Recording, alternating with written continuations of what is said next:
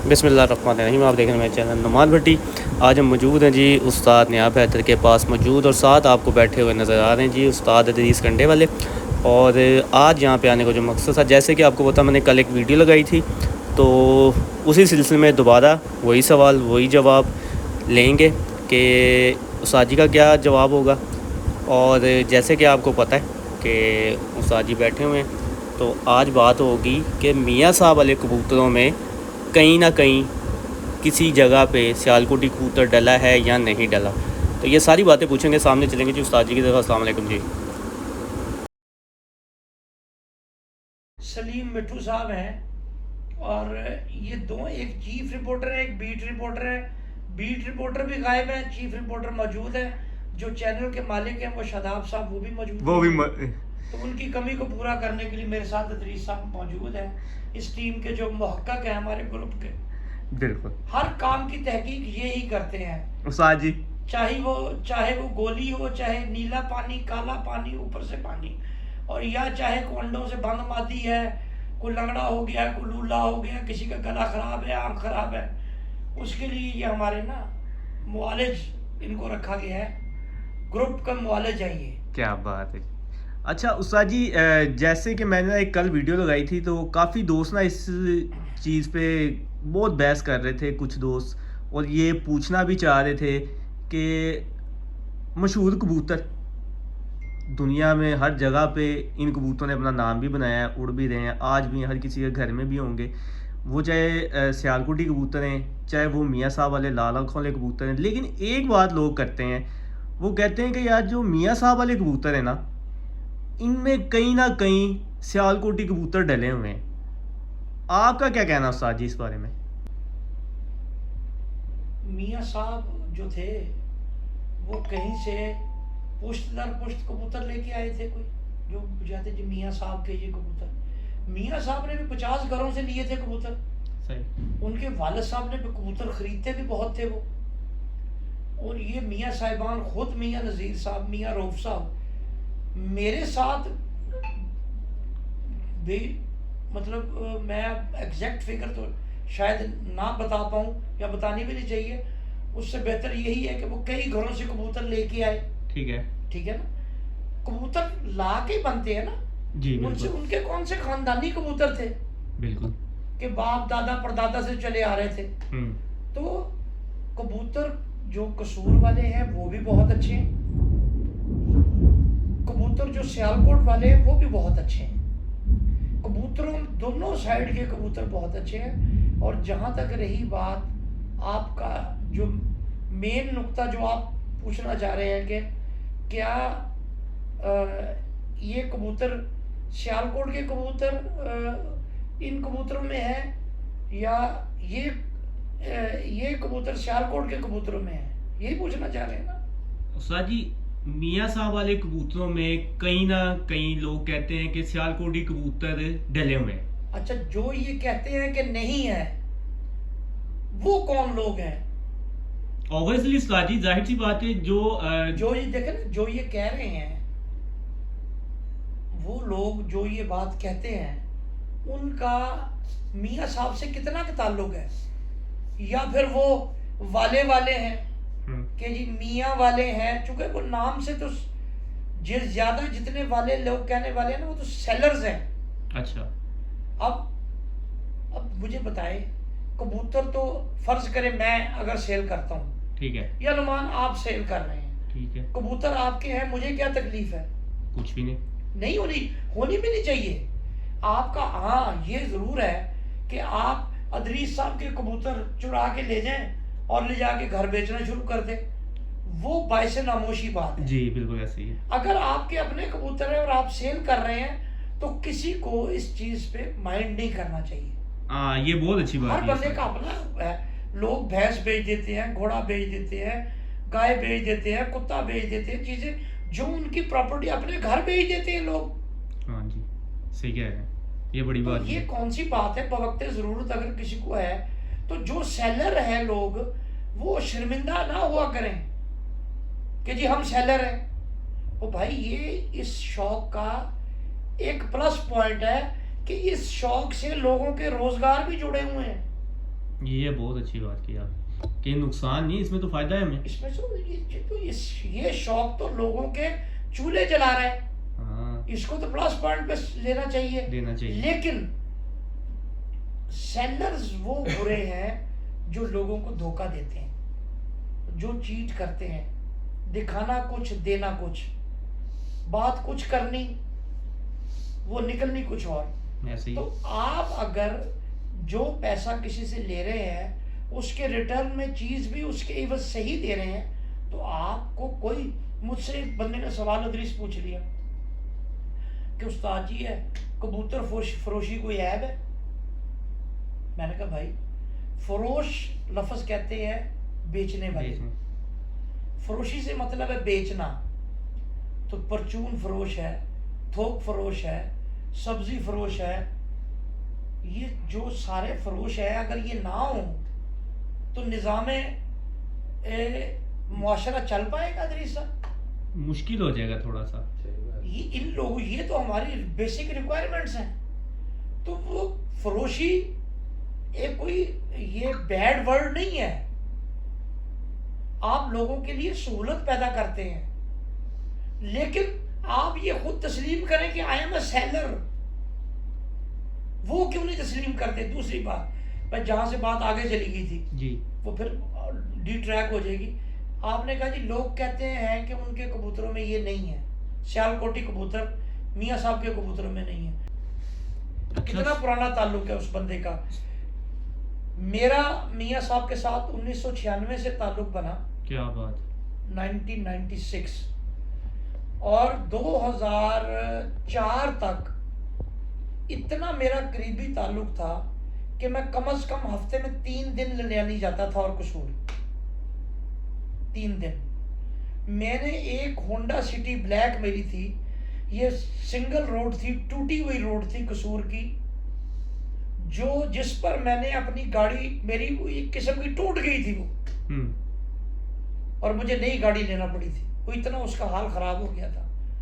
तो मुझे अब कोई कहे ये बात आके, तो इसलिए मैं उसकी बात का जवाब आपको दे देता हूँ, जी जी, उस साहब को नहीं दूंगा। जो भी आप कह रहे हैं, जिससे पूछा है, कितने लोगों से पूछा, पता नहीं कौन कौन लोग थे वो मियाँ साहब के कबूतर, जो मियाँ साहब के नहीं, कसूरी कबूतर, जी कसूरी कबूतर, मियाँ साहब ने कसूर में दर्जनों लोगों से कबूतर लिए, उस्ताद हयात मरहूम से, लाला यूसुफ से, इनसे, और बड़े लोग हैं मतलब जिनके नाम में।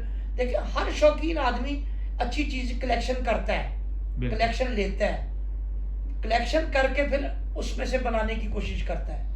जो कसूर के कबूतर, असल तो बात लाल आंख वाले कबूतरों की हो रही है। जी बिल्कुल, वो गोल्डन डब वाले कबूतरों की बात हो कसूर रही है। देखे, डब वाले तो शेख जफर के कबूतर थे, मियाँ साहब के पास तो कोई डब वाला नहीं है। मियाँ साहब के पास तो जो थे कबूतर, इन्होंने जो आगे बढ़ाए वो डब वालों में टैडी डाल के उनको बना लिया इन्होंने, उनसे आंखों में खूबसूरतियां आ गई क्रॉस देने से उसको, तो वो कहते उनको भी आज डब वाले ही हैं वो। इसी तरह जो लाल आंख वाले कबूतर हैं, उन वो लाल आंख वालों में अच्छे कबूतर हैं ही वो जिनमें सियालकोटी क्रॉस हुए हैं। अदरवाइज लाल आंख वाले बुनियादी तौर पे खुद विनर कबूतर नहीं थे। ये कबूतर जो कमगर जिनसे नाम पड़ा कबूतरों का, कमगरों और मिस्त्रियों की बाजियां लगा करती थी, और कमगर ऑलवेज हार जाया करते थे कि उनके कबूतर बैठते नहीं थे, और मिस्त्रियों के बैठ जाया करते थे कबूतर। ये कबूतर जिद्दी कबूतर है, परवाज इनमें इतनी है, लेकिन जब जिद में आते हैं तो फिर घर भूल जाते हैं।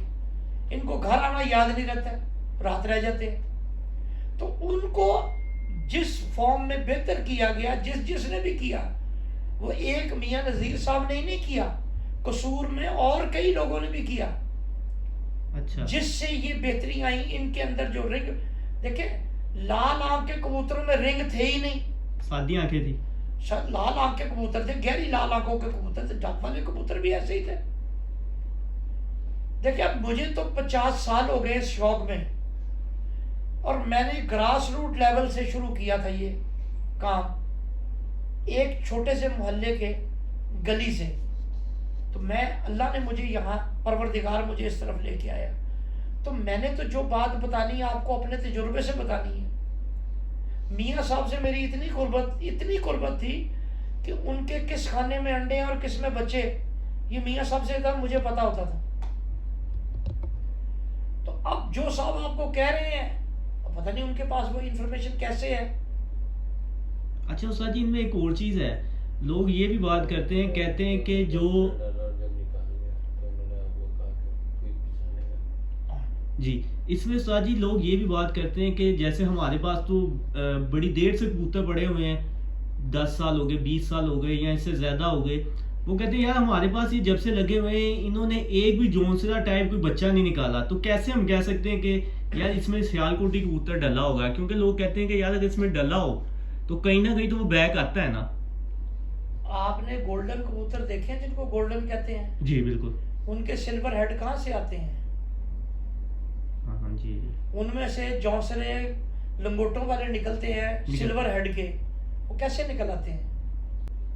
कि भाई वो क्यों, अगर कुछ किसी बंदे, मियाँ नज़ीर साहब ने मुझे ये खुद ये बात कही थी, खुद मैं आपको बता रहा हूँ, ये आप सारी बातें लॉजिक से बताने के बाद, right from the horses mouth ये बात आपको बता रहा हूँ। उन्होंने क्या, मुझे उन्होंने कबूतर दिखाया, ये जिनको तस्वीरें कहते हैं, तस्वीर वाले, तस्वीरें तो मिस्त्रियों के कबूतर थे ना।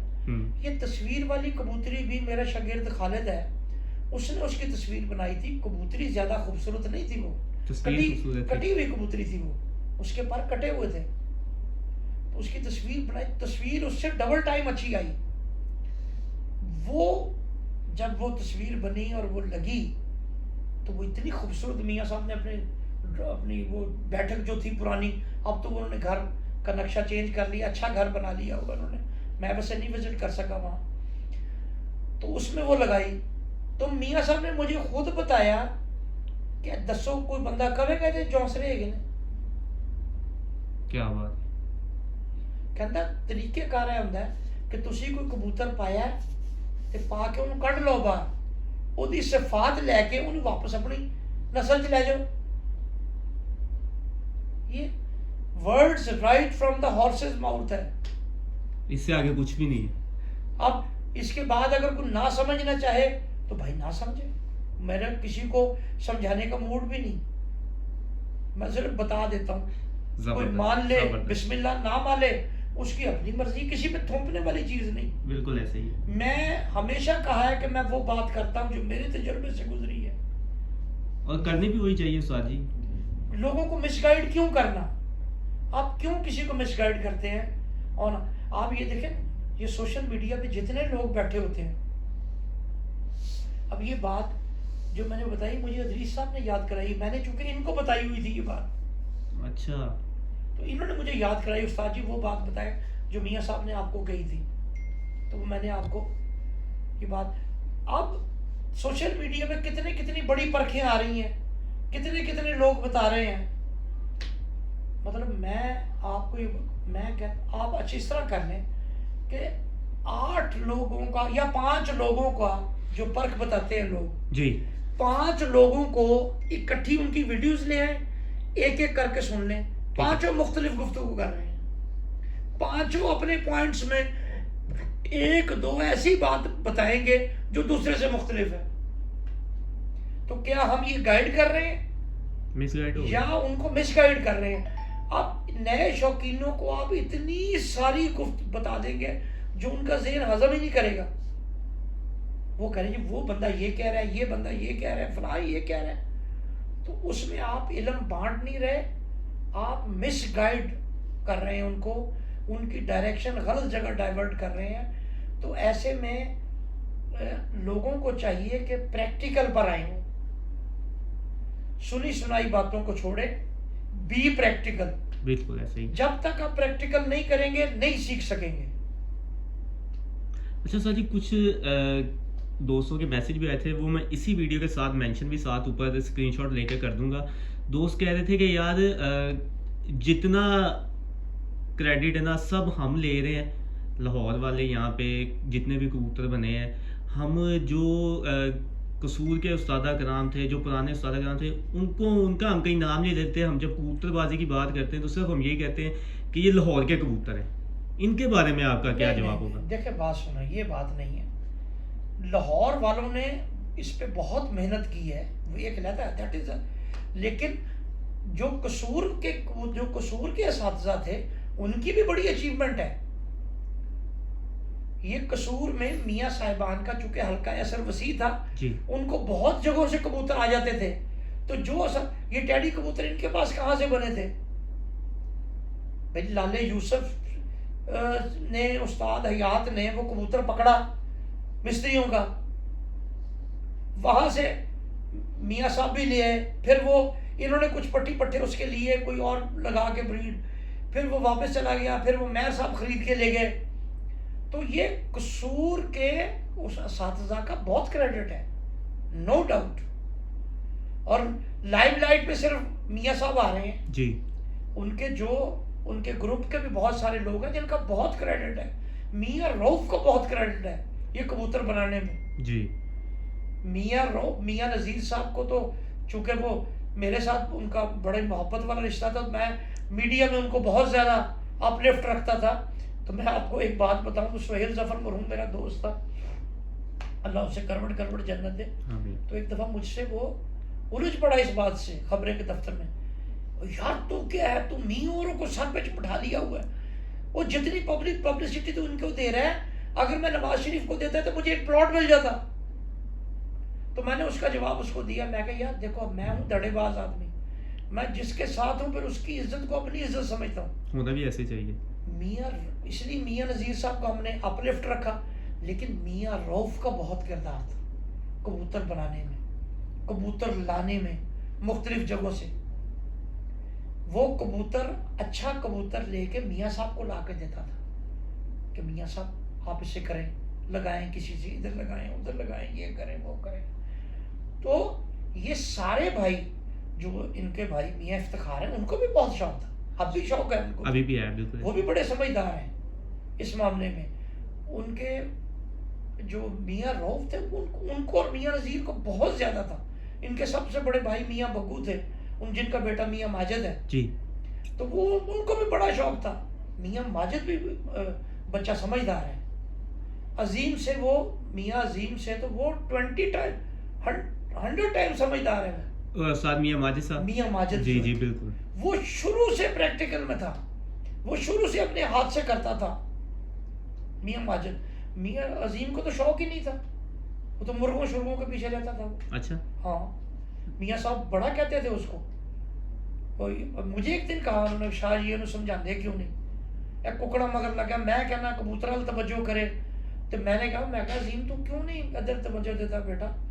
वो कहता शाह जी मैं, जिस तरह उसका स्टाइल है बोलने का, और शाह जी मैं नहीं इधर देखना, मैंने तो मुर्गियां दा ही है बस, अब्बू देखते ने ठीक है। मतलब ये कसूर के असातिज़ा का बहुत क्रेडिट है, ऐसे ही है। और दूसरी बात ये बात नहीं है कि सिर्फ उन्होंने ही बना दी है। जब कसूर से कबूतर लाहौर में आए हैं, ये टैडी कबूतर आए हैं लाहौर में, कसूर वाले तो उस लेवल के टैडी रख ही नहीं सके। जो मिस्त्रियों के टैडी थे जी, जिस तरह इनको सखी साहब ने मेंटेन किया, और जिस तरह फिर सखी से ले जाके अहमद कंबर ने मेंटेन किया। सही, जैसे कि मैं आपको कहा था कि ये चीज़ एक मेंशन लाजमी कीजिएगा कि इनको कब अरूज मिला। और सर जी एक और चीज़ मैं यहाँ पे ऐड और भी साथ अगर कर लूँ कि जिस तरह के सब कहते हैं कि चौधरी साहब के कबूतर टैडी बहुत अच्छे हैं, तो इसके अलावा भी कहीं देखे हैं आपने इनसे हट के? और दूसरा मैं ये पूछ लूँगा, लास्ट टाइम आपने कब देखे हैं चौधरी साहब के टैडी कबूतर खुद जाके?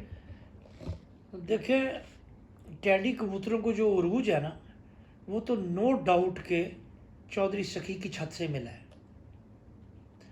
और ये आप ये समझ ले 90 की दहाई में, 1990s में, तो उनको, या लेट 80s में, ठीक है, लेट 80s में, तो कबूतर ये यहीं से मशहूर हुए।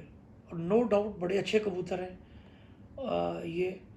और दूसरा जो आपने पूछा कि जी आपने चॉइस सखी साहब के कबूतर लास्ट में कब देखे, तो मुझे कबूतर देखे उनके शायद कोई 18 साल हो गए हैं। 18 साल हो गए हैं। 18 साल पहले मैंने उनके कबूतर देखे थे, लेकिन चूंकि उनके पास आए थे डायरेक्ट मिस्त्रियों के घर से। जी। मियाँ साहिबान के पास जो टैडी हैं वो पकड़े पकड़ाए कबूतरों टैडियों से, जो मिस्त्रियों के कोई बच्चा या कबूतर गिर जाता था तो वो पकड़ के तो कसूर के मुख्तलिफ लोगों के ज़रिए इनके पास एक दो आए, जिससे इन्होंने फिर आगे अपने कबूतर डाल के बनाए। जी। आप इनके कबूतरों का फ़र्क देखें ना, इनके कबूतरों की नोकें काली हैं। मियाँ साहब वाले जो कबूतर हैं बिल्कुल उनमें नोकें काली हैं। जी। वो काली नोकें जो जिनके अंदर आती हैं और कांटे से जिनके अंदर आते हैं, ये जो कबूतर दूसरे कबूतरों से बने हुए अलामत है जिसमें है। जो मिस्त्रियों के टैडी हैं वो जो एंटायरली डिफरेंट टैडी हैं बहुत। और परफॉर्मेंस वाइज भी मिस्त्रियों के टैडी अच्छे हैं, चौधरी सखी वाले टैडी अच्छे हैं, और अहमद कंबर के पास नो डाउट बहुत अच्छे गए हुए हैं। चूँकि जिस वक्त अहमद कंबर लेके गए हैं तो उस वक्त वो अरूज था चौधरी सखी पर, चौधरी सखी पर अरूज था। उस अरूज के दौर में वो कुछ 150 कबूतर यानी कि 75 जोड़ा 75 जोड़े सेलेक्टेड जोड़े 75 सिलेक्टेड बड़े उनके बकौल अहमद कंबर के, वैसे मुझे भी इस बात का पता है। तो 75 जोड़े वो लेके गए बड़े सेलेक्ट करके अपनी मर्जी से, और उसने मेंटेन भी बहुत अच्छे किए। चौधरी साहब के कबूतर चूँकि मैं समझता हूँ कि मिस्त्रियों के पास से इनके पास आए तो अच्छे ही हैं, लेकिन मैंने 18 साल पहले देखे थे कबूतर उनके जो है, उसके बाद मैंने नहीं देखे। अभी तक आपका विजिट नहीं हुआ ना? नहीं विजिट मेरा, उनके भाई दोस्त हैं, लेकिन वो शौक करने का इत्तेफाक नहीं वही वाला। अच्छा उस्ताद जी, एक और चीज़ मैं पूछना चाहूँगा। यहीं बैठे मुझे अभी एक कॉल आई थी, तो जैसे कि मैंने आपको ऐसा उस्ताद जी ये एक दोस्त की कॉल आ गई है, तो ये कह रहा है कि उनकी मादी अंडे नहीं दे रही। तो उस्ताद जी इसके बारे में भी थोड़ा सा आप बताएं। पहले तो वजह क्या बन जाती है कि यंग एज में, जैसे 1-2 साल की मादा है उसकी, तो इतनी यंग एज में कबूतरी जो अंडों से रह जाती है, चर्बी आ जाती है, ये क्या वजह क्या बनती है और इसका इलाज क्या है? देखिए, चर्बी के लिए सबसे बेस्ट इलाज है, जो बेहतरीन एंटीसेप्टिक है, हल्दी की गोलियां बना के, हल्दी और आटे को मिक्स करके गोलियां बना लें, और वो रूटीन में अपनी मादाओं को छोटी छोटी गोलियां बना के रख लें और वो उनको दिया करें, वो वैसे ही अच्छी है। और चर्बी को ज़ायल करने में हल्दी बहुत आला किरदार अदा करती है। दूसरा, इसमें ले लें प्याज, खुश्क प्याज को खुश्क कर ले, काट के खुश्क कर ले, और इनको और हल्दी को ग्राइंड करके आटे में मिक्स करके ये गोलियां दें आप। इंशाअल्लाह अजीज़, जो फासिद चर्बी आ जाती है मादियों में, वो चर्बी ज़ायल हो जाएगी वो फिर इंशाअल्लाह बहुत। लेकिन एक चर्बी होती है जो रसौली होती है, जो रसौली है वो एक ख़तरनाक बीमारी है जिसका इलाज अद्वियात से ही मुमकिन है, ख़ास तौर पे एलोपैथिक से। ठीक हो गया। तो साजी वो क्या चीज़ है, अगर मैं पूछना चाहूँ, अगर आप शेयर करना चाहें? टैबलेट है ऑनसेट जी टैबलेट। ये टैबलेट जो यंग मादियाँ अंडों से रह रही हैं उनको नरों से अलहदा रखना है। 15 दिन आधी गोली ऑनसेट, आधी से बल्कि 3 हिस्से कर लें गोली के, एक हिस्सा रोज़ शाम के वक्त दाने के बाद उनको दे दिया जाए, और ये अमल जो है 15 दिन करना है, नर से अलग करके ये करना है जी। और फिर जब ये 15 दिन का अमल पूरा हो जाए तो 3 दिन गैप दे के 18वें दिन उमादा लगा दें नर के साथ, इंशाल्लाह अंडे देंगे। अल्लाह के घर में पूरा यकीन है वो अंडे देगी इंशाल्लाह। अच्छा उस्ताद जी, इसमें जाते जाते ना एक लाजमी बात करते जाते हैं, जैसे कि अक्सर यही बात, जैसे हम कह रहे थे कि लाल आँखों वाले कबूतरों में सियालकोटी कबूतर डले होते हैं, तो पता चल जाता है, जैसे आपने कहा इस तरह के निकल आए हैं। लेकिन उस्ताद जी ये पता चल सकता है कि सियालकोटी कबूतरों में लाल आँखों वाला कबूतर डला, उसकी भी कोई निशानी इस तरह है? जैसे हम कहते हैं कि सियालकोटी कबूतर तो अपना रंग नहीं छोड़ेगा ना, तो इसकी भी कोई निशानी है कि पता चल सके कि इन कबूतरों में भी ये कबूतर डले हुए हैं? और एक चीज़ और इसमें, कुछ कबूतरों के उस्ताद जी बिल्कुल अलिफ नोके होते हैं, डबल एक कबूतर भी हमने कुछ देखे हैं, जिन जैसे मोमी चोन जिसको हम कहते हैं, अलिफ नोके, ये क्यों निकलते हैं, इनकी क्या वजह है? कसूर के जो पुराने कबूतर हैं, ये जो लाल आंख वाले वो वाइट चोंचों के थे। मुझे याद है कि एक धर्मपुरे में फाटक के पास एक साहब दड़बी करते थे, शौकत साहब, मरहूम फौत हो गए। That was